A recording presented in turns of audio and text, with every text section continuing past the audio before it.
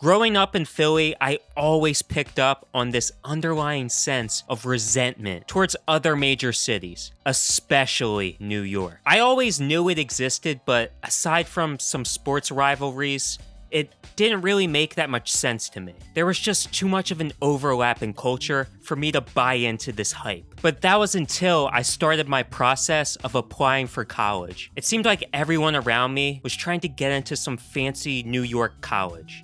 And I was no exception. I wanted to go to NYU. I fantasized about it a lot, but ultimately I chickened out at the last moment and never even submitted an application. I was so afraid of rejection, I didn't realize how powerful regret can be. I only felt worse when I saw people that I was close to get into these universities. That included my girlfriend at the time, who got into one of these fancy artsy-fartsy New York schools. While she went on to chase her dream, I stayed here for the past 5 years. And that's when I started to understand the resentment that everyone here seems to have towards New York. One city is the embodiment of the American dream, and the other is a land of misfits for everyone else who got left behind.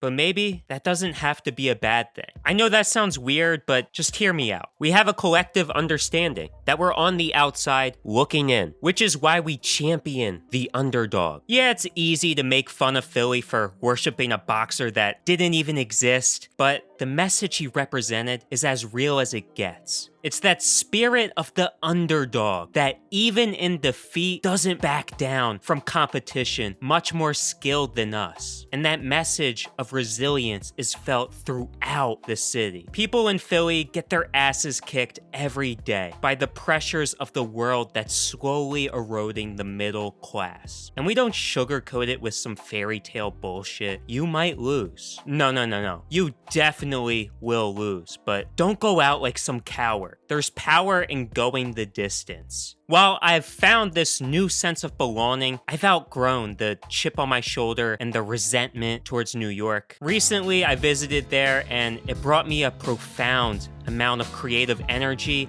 that I rarely feel.